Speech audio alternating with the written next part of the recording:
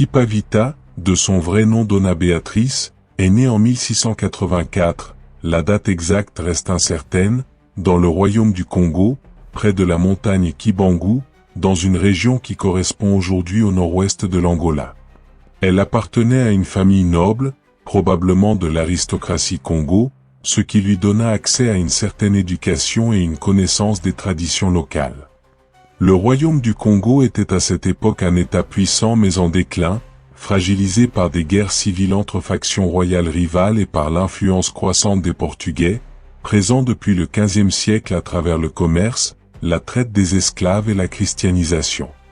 Dès son jeune âge, Kipavita se distingua par son intelligence et son intérêt pour le spirituel. Elle fut initiée comme Enga, une prêtresse ou guérisseuse traditionnelle dans la religion Congo, avant d'être exposée au christianisme par les missionnaires catholiques. Cette double influence sur les croyances traditionnelles africaines et le catholicisme allait façonner sa vision du monde et sa mission future. Au début du XVIIIe siècle, le royaume du Congo était en crise.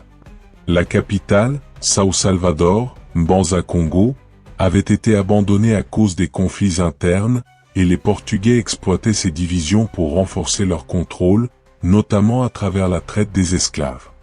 Les missionnaires catholiques, principalement des Capucins, jouaient un rôle clé dans la conversion des Congolais, mais leur enseignement était souvent perçu comme étranger et imposé.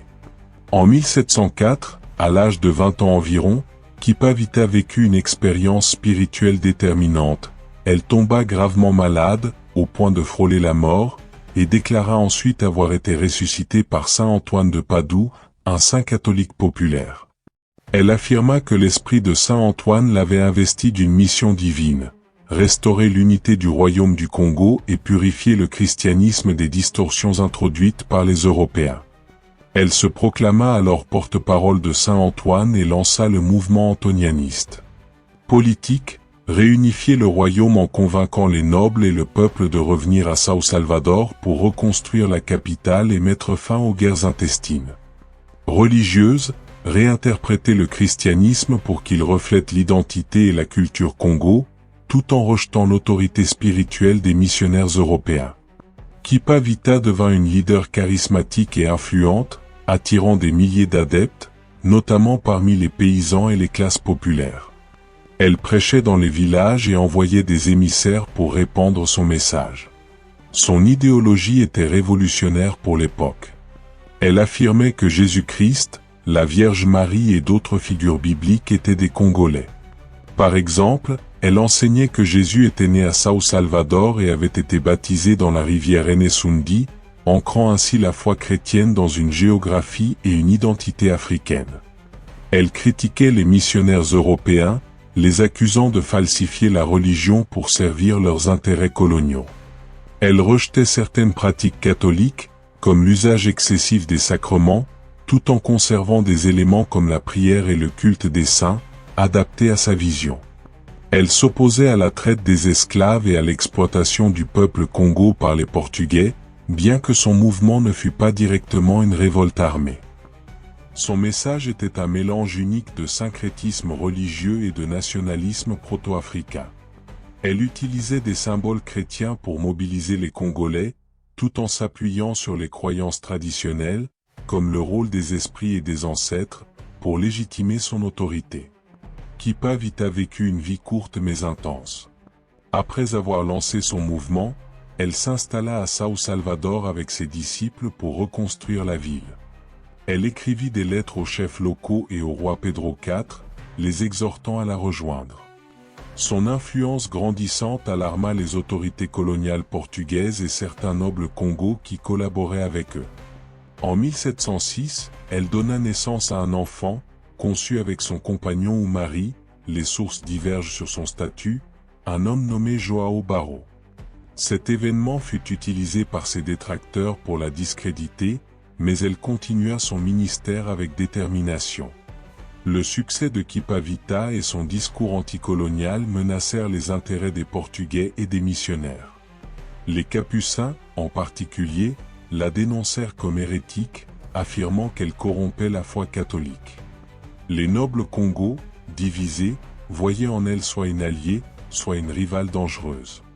En juillet 1706, elle fut capturée par les forces du roi Pedro IV, un souverain Congo allié aux Portugais. Accusée d'hérésie, de sorcellerie et de subversion, elle fut jugée par un tribunal composé de chefs locaux et de missionnaires capucins, dont le père Bernardo da Gallo, qui joua un rôle clé dans sa condamnation.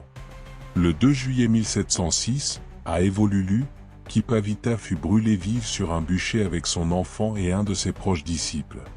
Elle avait environ 22 ans. Sa mort fut un acte d'intimidation destiné à écraser l'antonianisme, mais elle ne mit pas fin à son influence. Kipavita laissa un héritage profond, tant sur le plan culturel que spirituel. Résistance anticoloniale, elle est considérée comme une pionnière de la résistance africaine contre la domination européenne, bien avant les mouvements anticolonialistes du XXe siècle. Son rejet de l'autorité spirituelle des missionnaires inspira d'autres figures africaines. Syncrétisme religieux, l'antonianisme influença les pratiques religieuses au Congo, où le christianisme continua d'intégrer des éléments des traditions locales. Des mouvements similaires, comme le kibanguisme au XXe siècle, portent des échos de son idéologie. Symbole d'identité, aujourd'hui, Kipavita est célébrée comme une héroïne nationale en Angola et dans la diaspora Congo. Elle incarne la lutte pour l'autonomie culturelle et spirituelle face à l'oppression. Son idéologie continue-t-elle? L'antonianisme en tant que mouvement organisé disparut après sa mort, en grande partie à cause de la répression brutale qui suivit.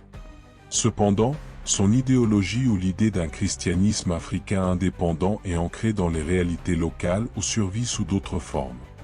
Le kibanguisme, fondé par Simon Kibangu au Congo au XXe siècle, partage des similitudes avec ces idées, notamment l'affirmation d'une spiritualité africaine autonome.